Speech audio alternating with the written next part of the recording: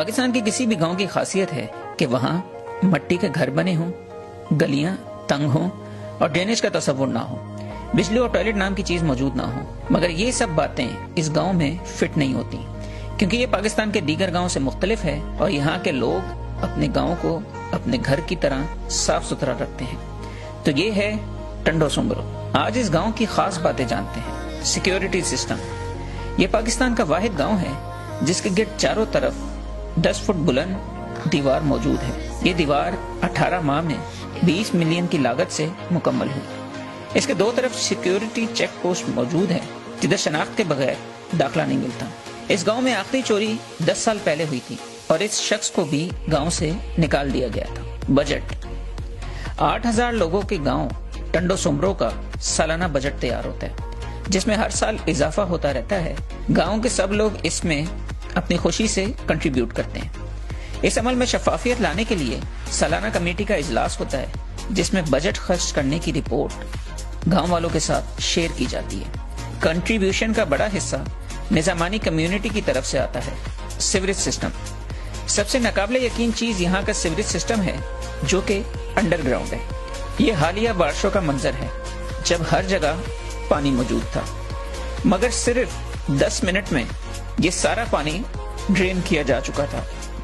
یہ sewerage system یقیناً مثالی ہے اور وہ لوگ بھی جو اس کو سپروائز کرتے ہیں۔ Governance model. 8000 کی آبادی کے لیے مختلف کمیٹیاں موجود ہیں جو کہ لوگوں کو سہولیات دینے کے لیے کام کرتی ہیں۔ یہاں الیکٹرک پولز کو ووڈن باکسز سے کور کیا گیا ہے جبکہ گلیوں میں ڈسٹ بن رکھے گئے ہیں۔ سڑکیں یہاں کی پکی ہیں۔ کچرا کہیں نظر نہیں آئے گا کیونکہ ہر رہائشی کو پابند کیا جاتا ہے کہ وہ کچرا ڈسٹ بن میں ہی ڈالے۔ کنڈا پالیسی کی بھی یہاں اجازت نہیں ہے۔ بجلی چوری پر پکڑے جانے کی صورت میں 6 ماہ کی بجلی کی محرومی اور 25,000 جرمانہ ہے، جبکہ 100% بجلی کے بلز کی ریکوری یہاں سے ہوتی ہے۔ ایجوکیشن۔ ٹنڈو سمرو میں تعلیم کی شرح پاکستان کے دیگر گاؤں اور ٹاؤن سے بہتر ہے۔ یہاں کی یوتھ بنیادی تعلیم گاؤں کے اسکول سے ہی حاصل کرتے ہیں۔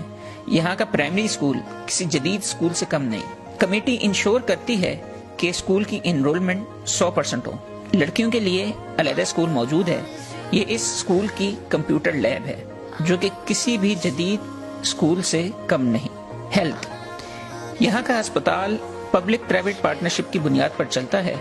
فنڈ سے بہترین ڈاکٹرز کی خدمات لی جاتی ہیں جو کہ 24 گھنٹے موجود رہتے ہیں تاکہ ہر کسی کو بہترین سہولت ملے۔ اب یہاں ایمبولینس بھی موجود ہیں۔ Asim agricultural form. نظامانی یقین رکھتے ہیں کہ اس فارم کی ڈیولپمنٹ کے اصل حقدار یہاں کے کسان ہیں۔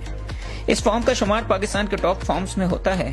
یہ ان چند فارمز میں سے ایک ہے جہاں ایگریکلچرل ریسرچرز آ کر فارم کی پروڈکٹس پر ریسرچ کرتے ہیں۔